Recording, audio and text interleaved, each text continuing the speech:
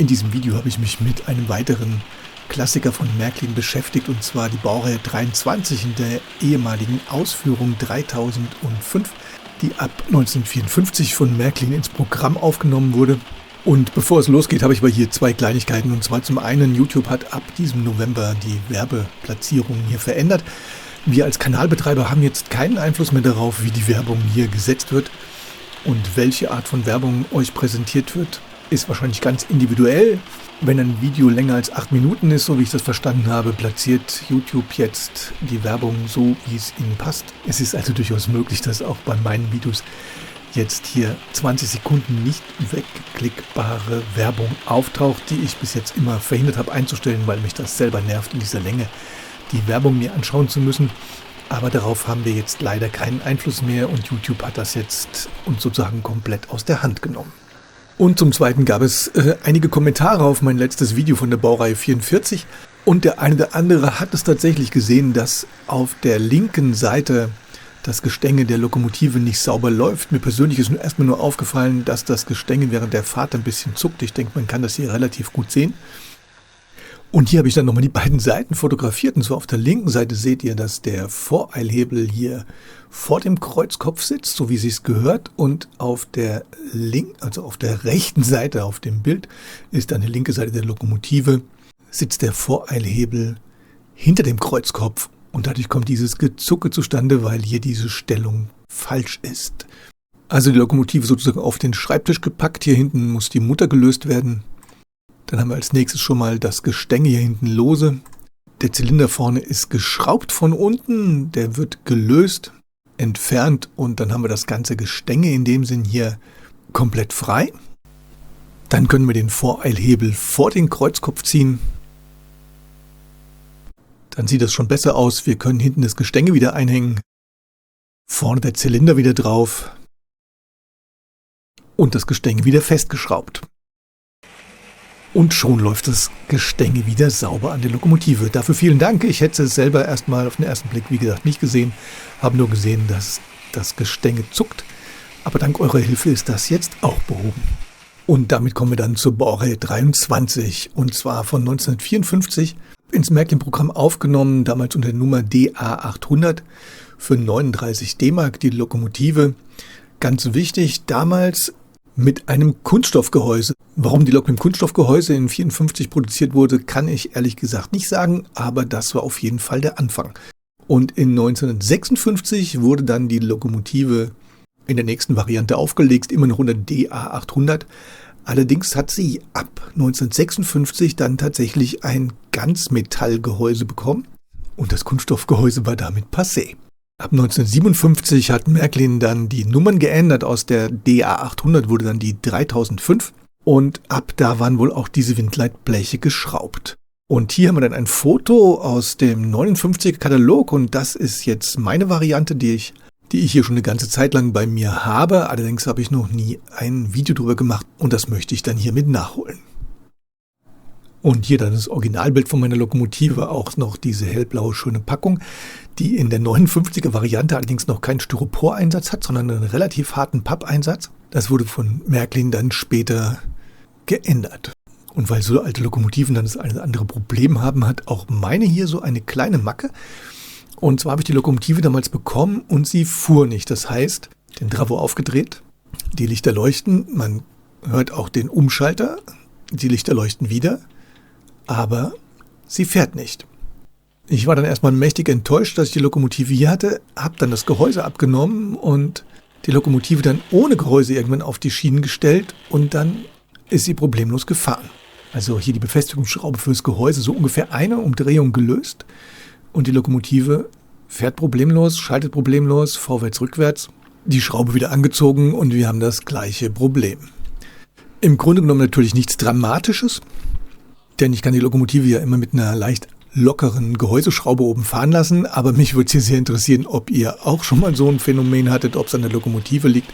Dadurch, dass das Gehäuse natürlich dann fest drauf sitzt, kann ich auch nicht drunter gucken, ob man irgendwas einklemmt.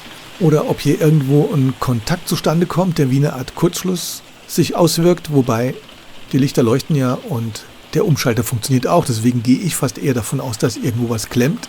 bin aber bis jetzt noch nicht dahinter gekommen. Wenn hier irgendjemand einen Tipp hat, dann würde ich mich sehr freuen.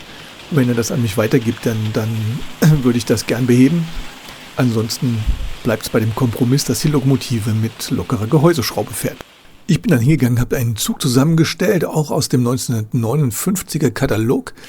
Und zwar wurde die Lokomotive damals in einem Set verkauft, die 3205, bestehend aus Lokomotive 3005, D-Zug Personenwagen, Speisewagen 4024 und Gepäckwagen 4026.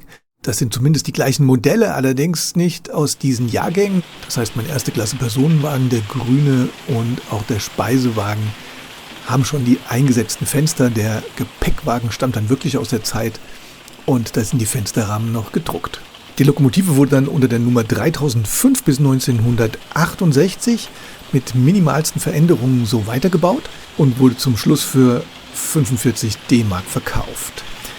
In den Jahren 1969 und 1970 hat Märklin dann unter der Modellnummer 3097 sozusagen einen Nachfolger der 3005 herausgebracht und die ehemals für 45 D-Mark verkaufte 3005 wurde sozusagen ein Teil des Gestänges beraubt und wurde dann für 39 D-Mark im Katalog angeboten. Meiner Ansicht nach handelt es sich hier aber genau um das gleiche Modell und ich weiß nicht, ob es dann hier der Versuch war, eine abgespeckte Variante einfach nochmal günstiger herauszubringen.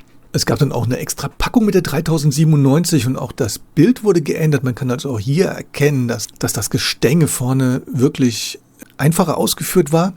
Und in der Praxis sah das dann so aus. Und das war dann für eine Märklin-Lokomotive doch recht bescheiden. Dafür, dass die Detaillierung ja eigentlich eher größer wird. Und man hat halt hier das Gefühl, dass da irgendwie was fehlt.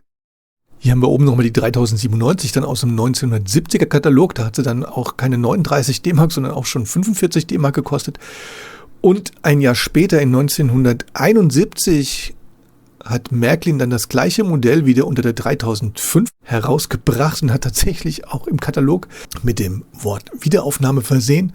Märklin hat dann sozusagen das Gestänge wieder komplettiert. Die Beschriftungen sind dann wieder bedruckt, noch ein paar Zierlinien, die bei der 3097 jetzt nicht so ausgeführt waren, dann auch wieder angebracht und ist von den 45 D-Mark dann auf 65 D-Mark gegangen, was dann einen Preisaufschlag von ungefähr 45% beträgt und hat die 3005 so 2 weitere Jahre produziert, 1971 und 1972. Und die abgespeckte Variante, die 3097, ging dann ins Primex-Programm über und wurde von 1973 bis 1977 bei Primex vertrieben. Das ist jetzt allerdings ein Foto aus dem 76er Katalog. Ich habe leider keine älteren Kataloge gefunden. Ich weiß nicht, ob es die erst ab 76 bei Primex gab. Und ich habe leider keinen Preis gefunden. Deswegen weiß ich nicht, wie die Lokomotive damals dort verkauft wurde. Vielleicht weiß das ja jemand von euch. Dann schreibt es mir in die Kommentare, denn es würde mich interessieren, was Märklin denn da mit dem Preis gemacht hat. Und hier ist dann nochmal ein Originalbild von der Primex 3097. Die 3005 wurde dann von 1973 bis 1980 wohl wieder als Teilsatz angeboten unter der 3905. Da konnte ich aber wieder überhaupt nichts darüber finden. Ich habe nur gesehen, dass aktuell gerade eine bei eBay für 129 € verkauft wird, dann schon zusammengebaut. Aber ich habe hier auch leider keine Packungsfotos oder Katalogfotos von der Lokomotive gefunden. Wenn da irgendjemand hat, wäre es schön, aber ich glaube, das ging wieder nur so direkt an die Märklin-Händler. Und damit bin ich dann eigentlich schon wieder durch mit der Baureihe 23 bzw. der alten Variante der 3005. Interessant fand ich, dass die ersten 2 Jahre die Lokomotive mit einem Kunststoffgehäuse produziert wird und Märklin danach erst auf Metall umsteigt. Wie das zustande kommt, kann ich nicht sagen. Wäre schön, vielleicht weiß von euch da jemand mehr. Ob das damals Materialmangel war oder die Formen anders, ich habe da ehrlich gesagt keine Ahnung von. Dann würde mich sehr interessieren, wenn jemand eine Idee hat, was mit meiner Lokomotive ist, wenn man die Schraube fest anzieht, dass sie dann einfach sich nicht mehr bewegt und wenn man sie lockert, dass sie dann wieder fährt. Und wenn jemand ein ähnliches Phänomen hat oder eine Lösung dafür, darüber würde ich mich auch sehr freuen. Und was mich auch sehr interessieren würde, wäre, ob es denn vor 1976 von Primex auch schon Kataloge gab, beziehungsweise ob man dann irgendwo den Preis der Modelle erfahren könnte. Wenn jemand dazu was Genaueres weiß, dann schreibt es mir bitte in die Kommentare. Und damit danke ich euch wieder fürs Zuschauen. Demnächst gibt es dann wieder mehr. Und bis bald.